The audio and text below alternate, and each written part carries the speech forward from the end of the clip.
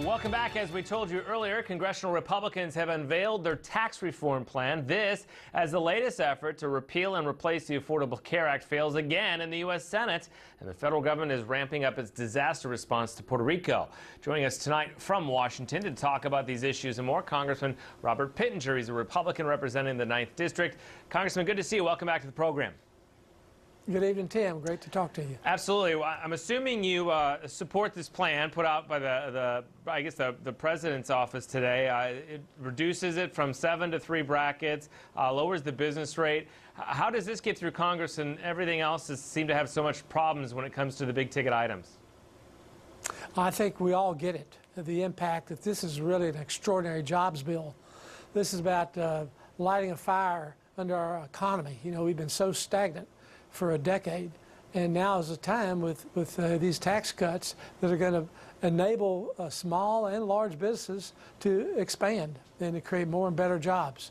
You know, I have a district with a lot of rural, a lot of poverty, and then I have metropolitan Charlotte.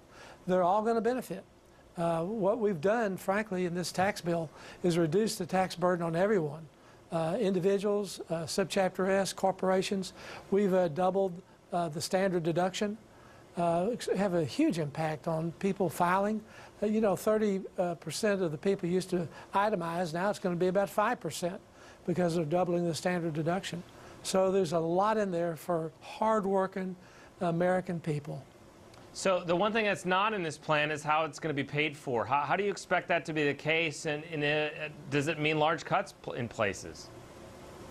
Well, we're going to continue and maintain the mortgage deductions. We're going to maintain charitable deductions, but all the thousands of loopholes. You know, Tim, there's about 10,000 lawyer lobbyists in Washington, D.C., and frankly, they're going to be cut out.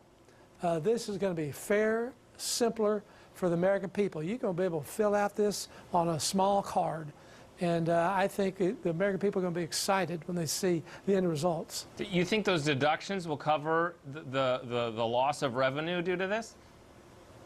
Well, this is all relative to our growth. You know, Tim, for every 1% growth in our economy, that creates $3 trillion more dollars to the federal coffers. This is historically what has always occurred. So we need growth. We need a strong, growing economy.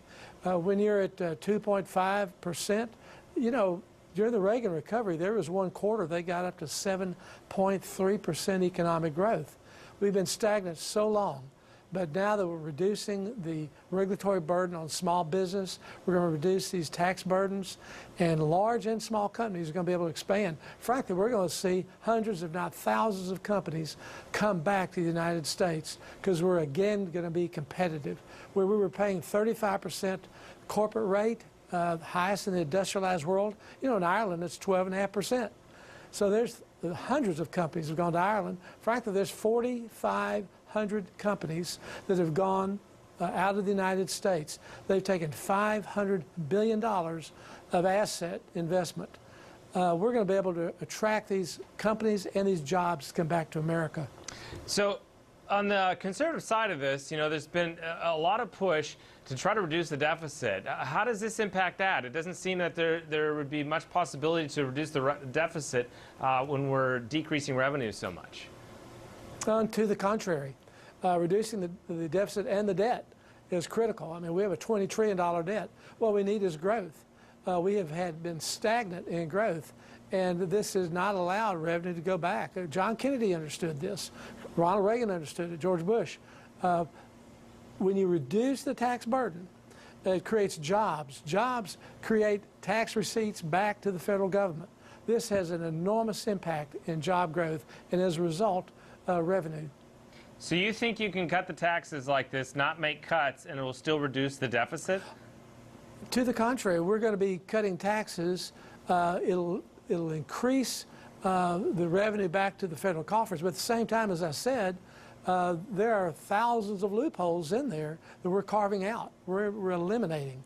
This can be a fair code for everyone. You're not going to have corporations in here who have these special carve-outs. That's what we're going to be getting rid of. On the health care, obviously you saw what happened with that this week. You had supported the Graham-Cassidy bill, if I'm not mistaken. Sure. What's next for health care? I mean, is bipartisan the next step? Well, you know, we passed health care in the House. We passed a solid bill, a good bill, that took health care out of the hands of the federal government, remanded it back to the states where you'd have greater accountability, greater efficiency, a greater understanding of the needs of individual states. We still need that model. What did not work was a federal mandate, was a federal model that predetermined what an individual would receive in terms of health care. People want to make choices, and also we need to have competitive markets. One size fits all doesn't work. So I hope that reasonable people will come together and that will prevail, and we'll be able to write this plan in a bipartisan way. One thing that people have not talked a lot about that you've been involved with is this Lumbee Tribe recognition. Lumbee's here in North Carolina. They've been trying to get this for a very long time. They were recognized by Congress as a tribe in 1956, but as you know, do not get the same benefits that a lot of the other tribes do. You've been pushing for it. Why do you think it's different this time, that this might finally happen for the Lumbee Tribe? Well, it's a fairness issue. They've been working on this, Tim, since 1888. And the Lumbee Tribe, in every respect, their culture, how they operate, they function, they're as much of an Indian tribe as any tribe in this country.